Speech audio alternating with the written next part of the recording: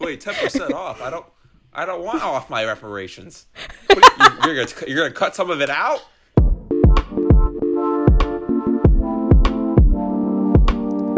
Welcome everybody to the final episode of Fade to Black this season.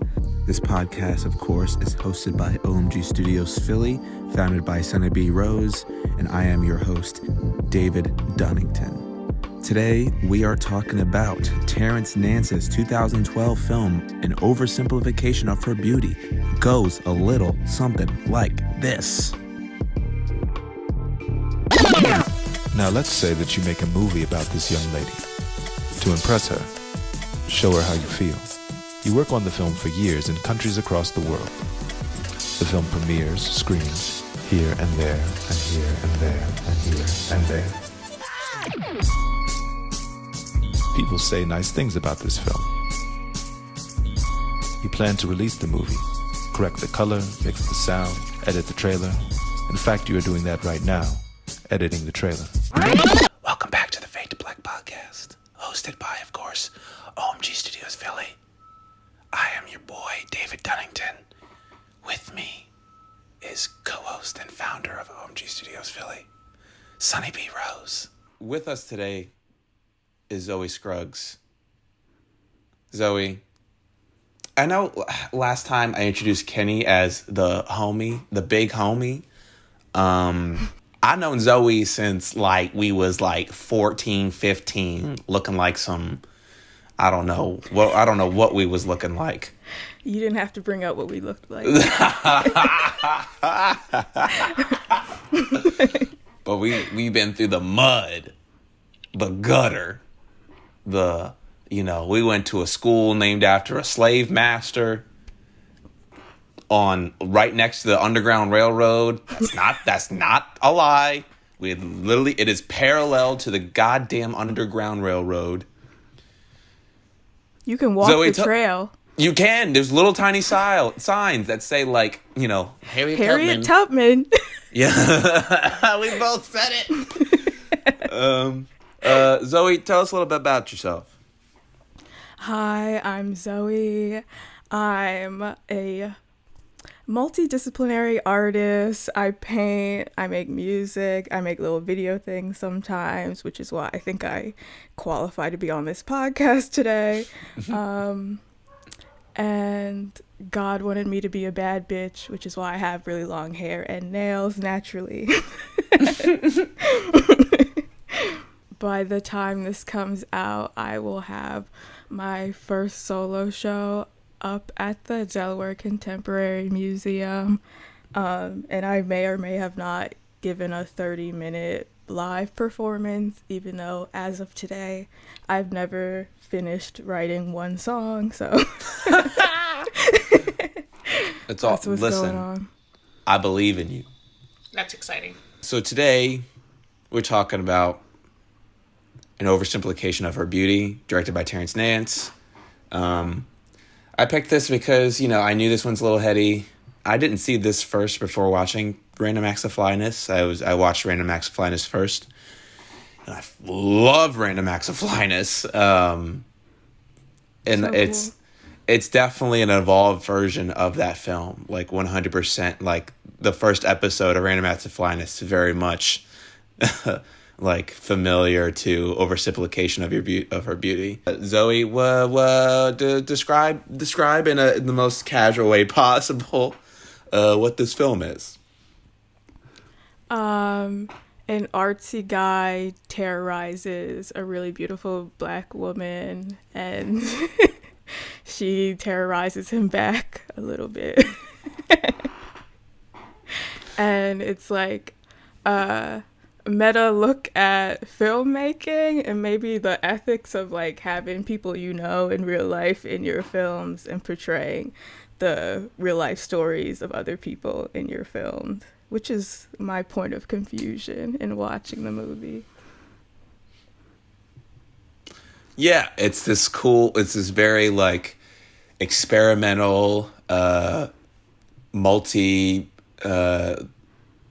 multimedia film that kind of follows this guy's relationship it kind of repeats a lot of the same sort of like story or scenarios or motifs.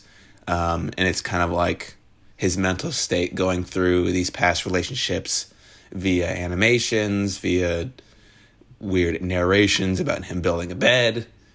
And yeah, going through looking at archival footage more archival photos of like people, and then having an animation style that like represents that, which I liked. I like kind of like the idea of like memories and time periods being different tonally and stylistically, because that's just what life is, and a relationship is. But Suni, how do you feel about this film? Yeah, feelings. Yeah, I feel inspired. I feel excited by this film. I feel intrigued. Like, I'm glad to see somebody who's as curious just about like thoughts and chains of events and like the full scope of a person, of a situation, of a story, and trying to encapsulate all of that into like one big art piece, because it just feels like a giant experiment, and so I'm like here for that. But how do I feel about the actual story that's told? I don't know. Like, I feel like really bad for that girl, but at the same time, she also seems to like have a power and her own like enjoyment in it. So it's like I'm also rooting for her to like collect some sort of closure and coin off of this film that seemed to initially have exploited her, and to have also then given her a voice in the future, which I don't know. Yeah, it's like exciting for one of these characters, intriguing for this other person, and curious to see how this format could be used in the future. Yeah, I think inspired is a good word, but I think I'm just because of like I love when films take something so small and then just via their resources of editing, animation, whatever. I mean, obviously animation is not a small feat by any stretch, but like in terms of just like the stuff they shot, I guess I should mention like this film is kind of two films. It's like a short film that he made in like 2007 or 6 called How Would You Feel? And then that's this Oversimplification of Her Beauty is placed in between. That's also kind of, I guess, the continuation of this. But, you know, it is a lot of just simple stuff that, like, don't even have, like, there's not a lot of professional lights a lot of the time. Like, a lot of old shitty cameras. And I love the way, like, he uses titles. Or just, like, things that are superimposed on the screen. It's just like so made in the edit. It's so masterfully made in the edit that it's just like, it's just so stream of consciousness. It just feels so fluid that like I don't feel hard cuts. I just feel like it's just happening in front of me. Yeah, I don't know. And it's like, I'm watching it, I was like, oh, this is like doing something really feels really big and huge, but it's really so small. Like the actual things that are happening. It's just a relationship that has this toxicness to it. And yeah, I wanted to know how you guys felt because like I like Terrance Nance, and he's obviously like a filmmaker who's talking about issues, and who, you know, if you watch Random Acts of Flyness, he's curious about stuff like sexuality and gender politics and stuff like that.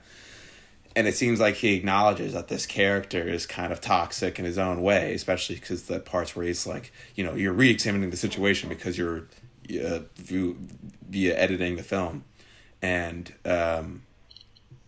yeah, like, I mean, it also because of it's, you know, it's a little older. It's probably, you know, 2000. It came out in 2013 or 12. So even then, like, despite, you know, what type of feminist theory he probably definitely knew about, it still feels a little dated. Maybe. Definitely. Like, it's very clear that Terrance Nance is straight as fuck. It's definitely a man. And it's definitely this perspective from the man. Yeah, the fact that he set up like this whole, he went through that whole process of like editing together this film to be from his perspective, to spring it on her at a screening Yeah. in public. So not Yeah. even like giving her the opportunity to have like a private conversation about all of this that he just put in front of her, but like then to have to stand there and like give feedback and talk about it and to like dissect something that he was too afraid to say to just her with a larger audience is kind of really weird and like a weird position to put her in. Yeah, really manipulative too. Mm-hmm. Yeah, the first time I watched this movie, it was like at maybe the end of last year or something, and I like had a crush on this dude that I like met and was texting for a while, and I feel like the first time I watched it, I was like, this movie is heart-wrenching, and like love is so complicated, and it's so painful watching him like go through these feelings of unreciprocated love. Because I was just in my own bag with that. And like I watched it like a week ago, and I was like, I would be so mad if some dude I was like friends with made a movie and his career popped off of a movie about our like relationship. I would be so mad. No, I absolutely. Go ahead. Because it's like, I don't know. I mean, I don't even know if that girl wanted to pursue filmmaking or like what her aspirations are. And maybe she wants a private life, but I don't know her name, even though it was like in some of the title cards and stuff like that. But I can remember Terrance Nance's name, and I'm like, this is his style of movie and whatever. And still, he just put out an album. First of all, Terrance Nance, if you're listening, I have no beef with you, and your braids are beautiful, and I think you're brilliant. Your braids are beautiful. They were looking clean. They're some really nice braids, consistently beautiful braids. But even he like put out an album recently, and like there's like vocal chops from this movie. Like he's still reflecting on like the things that he was reflecting on in this movie, and it's like crossing over to different mediums.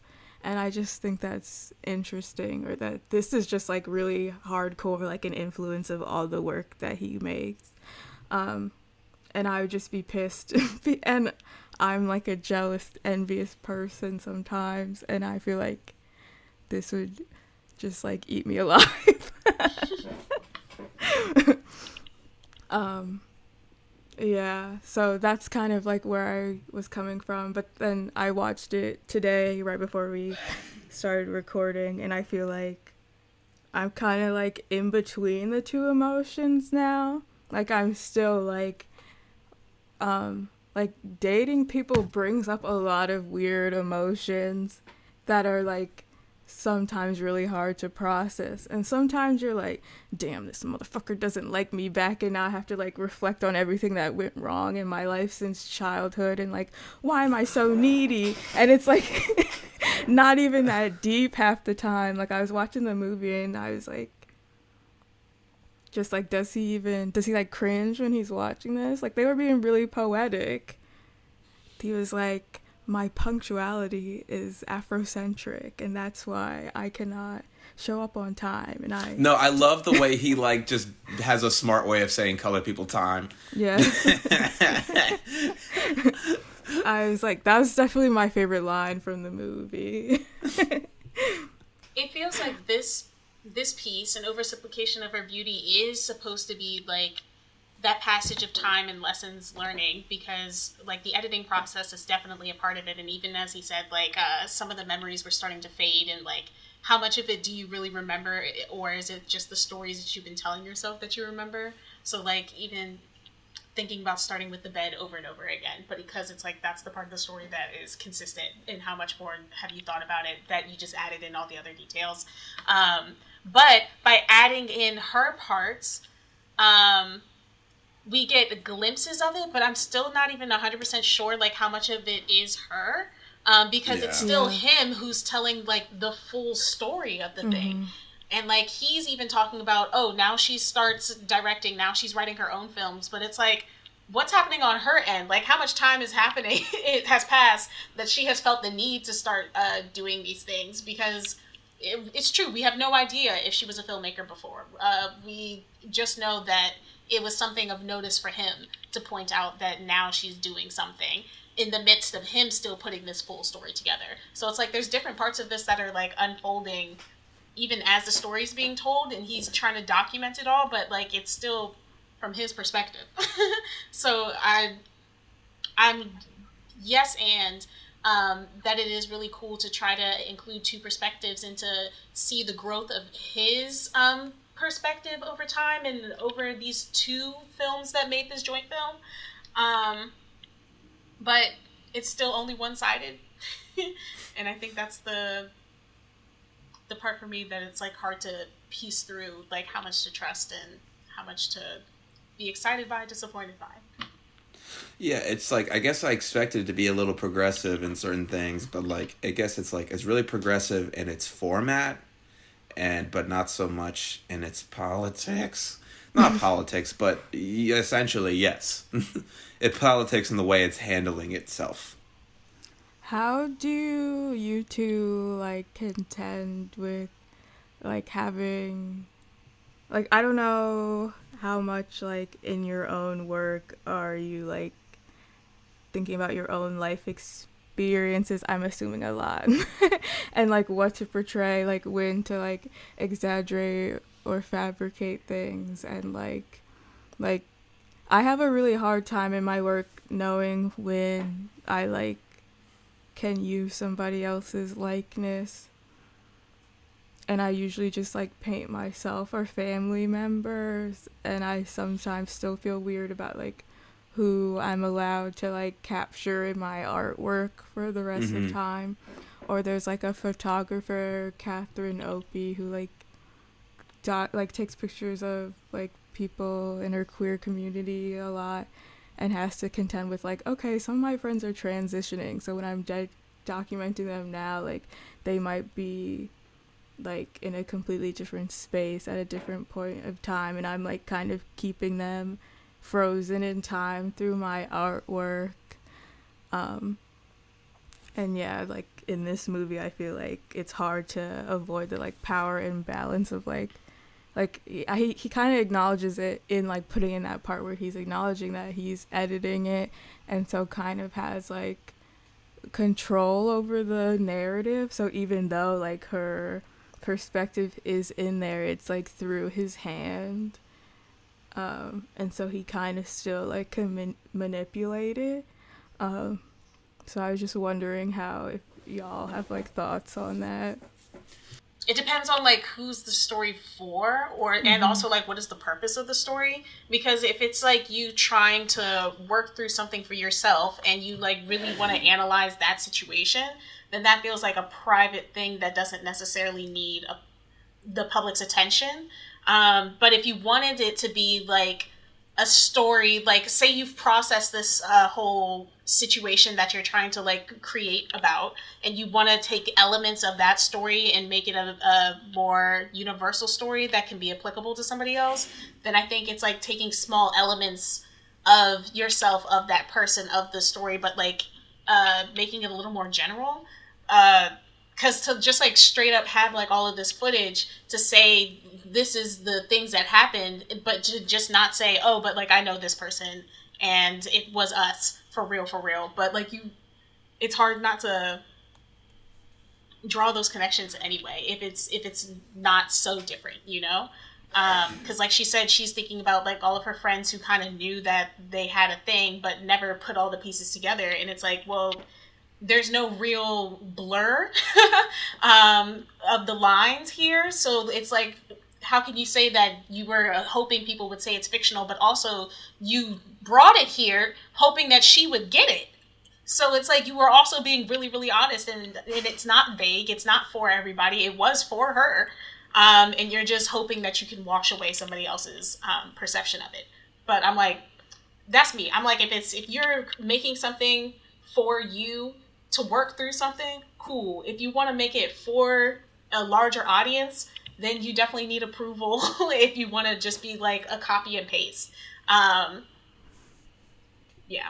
Yeah, I agree with that sentiment. I think, like, I mean, film especially is just like inherently exploitive. Like, it's just there is always going to be a level of exploitation, and I think when you're dealing with any personal relationship, whether you're adapting a fucking like something into like a biopic or something, like, I don't know, when you're messing with anybody's story or likeness, especially a woman, you gotta, I think for me, it's like just also just as a filmmaker and knowing the history of film and knowing just the exploitation of women in film specifically, and it's specifically like a lot of times it's this director-actress relationship too. It's always the artsiest fartsiest guys too, like Godard having like abusive relation, not saying this relationship is fully abusive, but like Godard having full abusive relationships with like his actresses and stuff, and I don't know, it does leave a weird taste in my mouth personally. Do you have any embarrassing stories about artwork you made about people you dated? I will present mine. With somebody I had a situation with. I was like, I'm confused. We should make a Google document where we go through and we list out all of the interactions we've had so far in our like hanging out history. And I'll put in my column how I perceive that situation, and then you in your column Oh God. put how you perceive that situation. And I feel like that was my Terrance Nance taking the girl to see the movie about her moment, is because I was just trying to suss out, when you offered to take me out to dinner, is it because you thought I was beautiful, or you just could tell I was only eating peanut butter and jelly?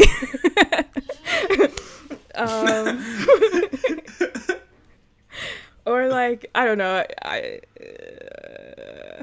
I just get in my head and I was putting that on other people. And he was like, that's cool. Like, I'm really interested in that as like a project because, you know, whatever, I don't remember. But we were filling out that chart, and I feel like that's one of the more embarrassing things. Did you like make it public? Like, did you make like a piece out of it or anything? You just made it personal to you guys? I don't think that's bad. It was just personal to us, but I feel like we had like, we were kind of talking about it, like, I showed friends. And what'd they say? They were like, I love a Google document, so they were like, of fucking course you have this man in a Google doc with you, Zoe. But there's been other times where I've like painted dudes that I've dated, or like stuff like that, and I always like really cringe when I look back at them, or if they're good, I'm like, damn, I hate that like one of my more interesting drawings is of this random person I was dating. This fuck nigga. I used to write a lot of poetry, so I have like lots of just like cringy emotional poems, but also like I would give everybody like code names and stuff. So like at one point, you know, God speaking to me, telling me who I'm supposed to be with. I'm like, okay, so my husband out here doing XYZ. It's so nice to watch him do all of this stuff. But then also in a few months, I could be writing a poem about, it's September, the leaves are falling, and I have crippling anxiety because nobody's texting me today. But also like I'll make artwork with people that I'm dating. Because I really like art and I like artsy people, and so I'm like let's make stuff. But when it ends, then I usually like destroy and recollage that art. like I had one piece that like saw itself in 5 different iterations. So like RIP to that 3-year toxic year and relationship. But even more recently, I had like this big piece that just got completely painted black on top of, and then it became like a fabric collage and trying to mix these leaves into this fabric. And it's like, the more I'm realizing, the angrier the emotions are that I'm trying to process, the more hands-on it has to be. Like I remember just being in school, not relationship related, but like after talking to teachers or being in like a really stressful class with like the person who's like putting you in some unsafe situations is what art school does. And it's like, I just have to paint it out. I would just go to our private little D-wing for the DPPs and just like put up some giant stickies and start throwing shit. And just playing Alabama shakes and just like going ham on everything. And then be like, all right, back to my next class. So yeah, all art making, but poems and paintings. The poems reminded me that I have a big Google Doc of song lyrics, and those are really brutal as well. I guess I didn't make anything. I've definitely like been heartbroken and stuff, and I've made like lovey films and stuff for like, I remember for class, one of my, like someone I was dating, we just made a little dance thing, but that was just like, you know, that's just like, oh, this is cool. Nothing like intense about like the relationship itself. I think I don't know. I don't think I need to do that. I don't know. Like your heart on your sleeve. I like collaborating with like people I'm dating, because a lot of times I'm dating artists just because of proximity to all this stuff. But yeah, I don't know. I've never like put out something with like one of my romantic partners. Word, that's probably smart. I can't date artists anymore. Like I am trying to date a beautiful scientist. I haven't found one yet, but the artist, I'm done. I can't. It's too much. I guess it's different for like artist men. Dating artist men is a whole other thing, right? I mean, artist anyone. Too much. Too much. Too much. Too much. No more. Do you have any favorite parts? Well, like obviously the animations very much stand out. I love the part where he like opens the door and there's like that person with like a real shirt and they're like made of like gold or something. I don't know. It just looked insane. I love the animation. The animation is great. We don't have to mention. We just needed to shout that out. That it's fucking amazing. Honestly, something really small that I took away that I really loved was just like recording everything as is and scratching out the names, or just like oh my god, a lyric. Because I'm like, I mean, I just talked to Zoe about some music, but I was like, okay, so what if we just write the lyric but just say bleep? Do it. Like, does that count? So I'm like, shout out to Terrance Nance for that one. Like, even that author, just like having a book pop up and saying, this is technically the synopsis, but take away all these character names. I don't know. I found that really exciting. Yeah. And just the amount of stuff.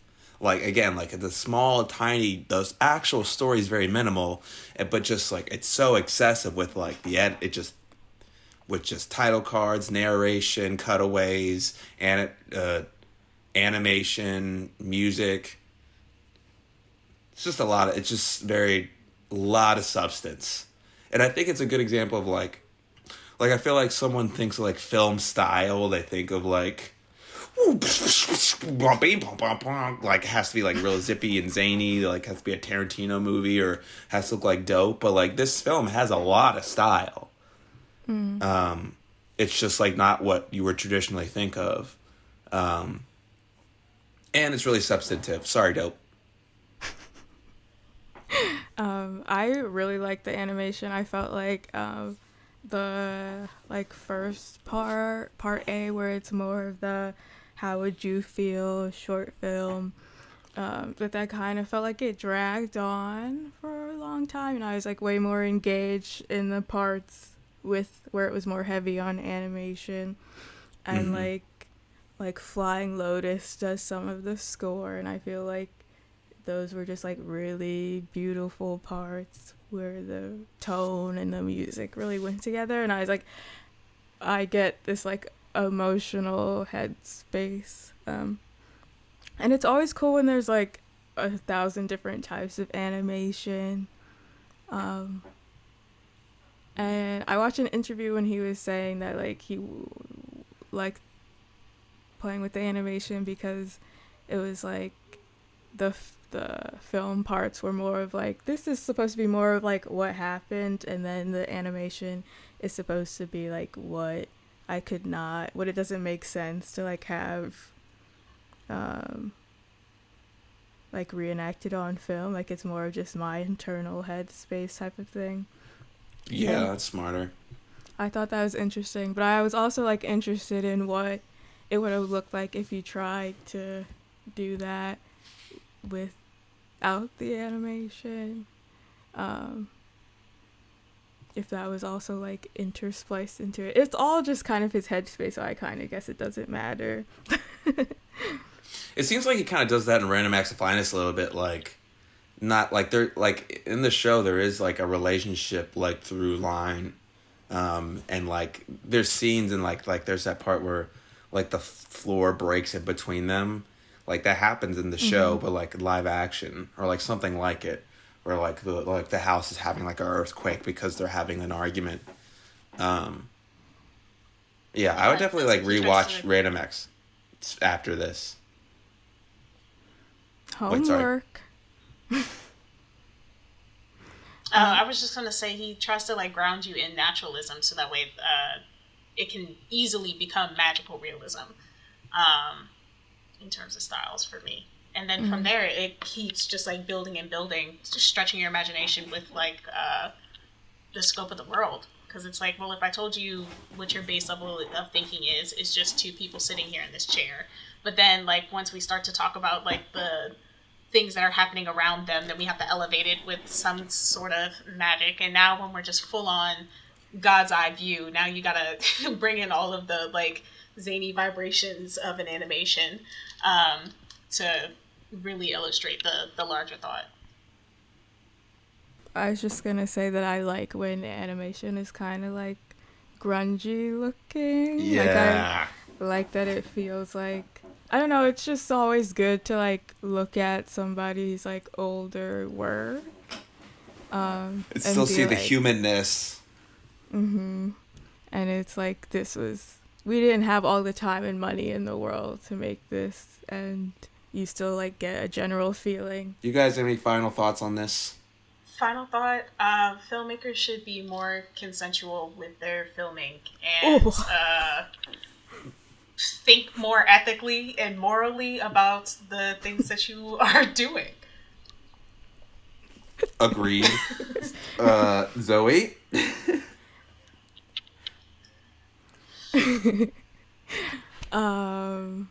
My final thoughts, agreed on more consensual. I think it's a wonderfully weird film, and I love seeing people's I got money hairstyles, and I'm glad that such a like collage-y multimedia movie exists. He said that he made this movie with the intention of it being in galleries, and then it just kind of so happened that it was like a movie. I love that because I'm a little artist nerd, gallery nerd myself. Shout out to Terrance Nance.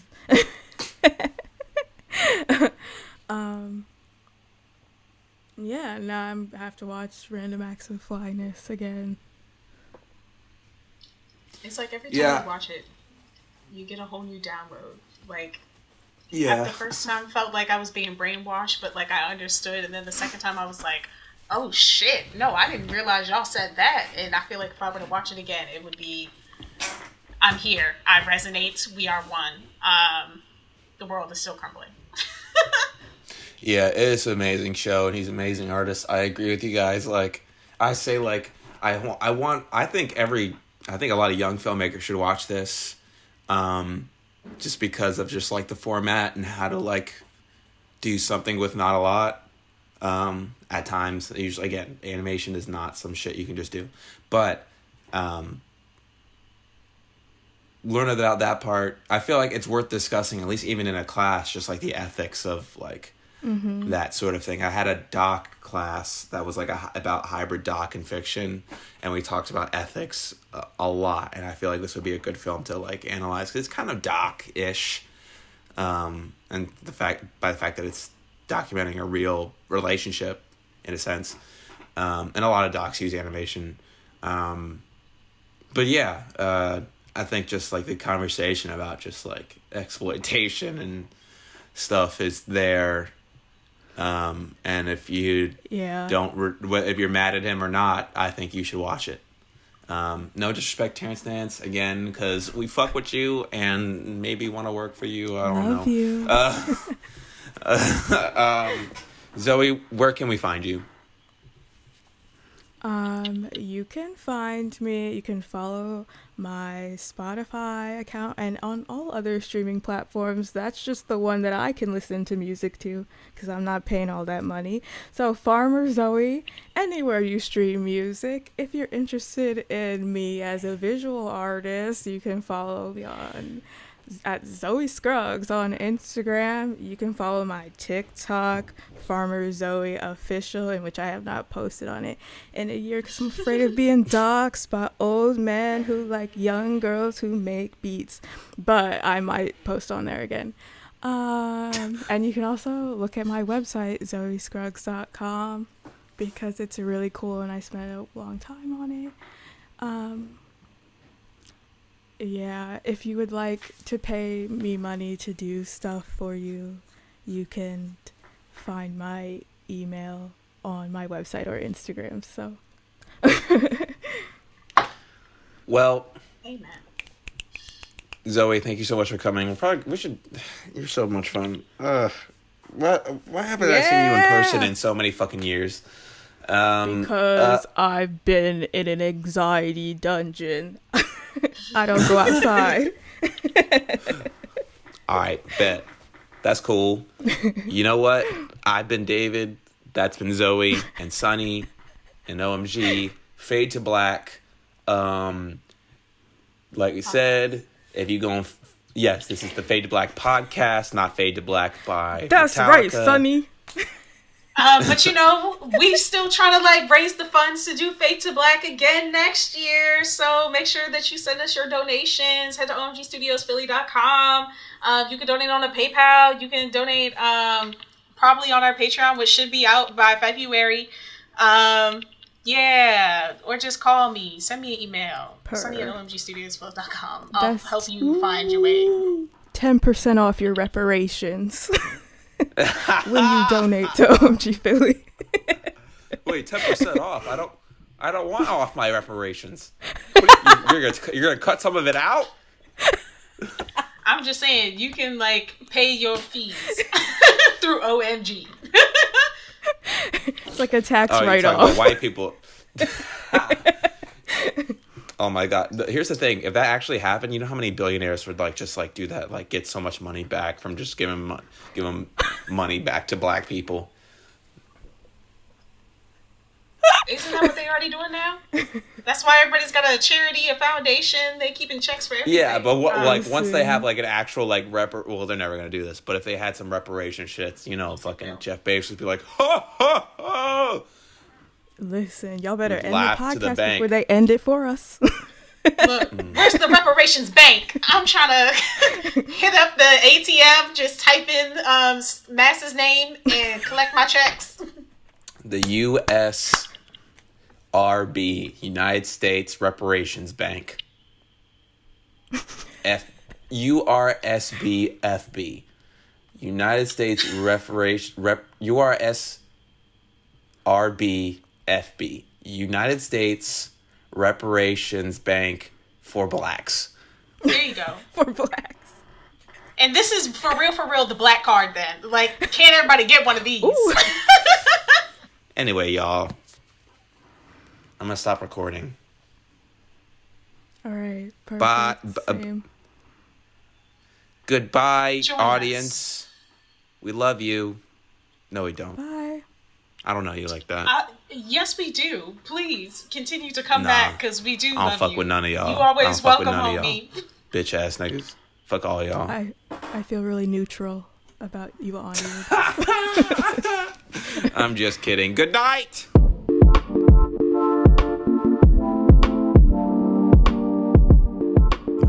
Thanks again for listening to the Fade to Black podcast. Huge thanks to Zoe Scruggs for doing a lot of the mixing for this podcast. And big thank you to Suni B. Rose. She's not just a co-host on this podcast that just kind of like, none of this is possible without Suni and the work that she does to just keep local art thriving in her community. And I'm not just saying this to say this. If we had more Sunis in this world, the world would be a better place. And I mean that from the heart, because I genuinely wish more people were like them. So Suni, thank you so much. I love you so much. I don't know, the work you do and what you do for your community inspires me all the time. So just please don't stop doing that, because we need it and I want to be like you. So yes, make sure you go to omgstudiosphilly.com to find other ways to support us. We're trying to have another festival either maybe this year or next year for local Black filmmakers. So tune in then. All right. See ya. Take care. Peace, love, cocoa butter. Goodbye.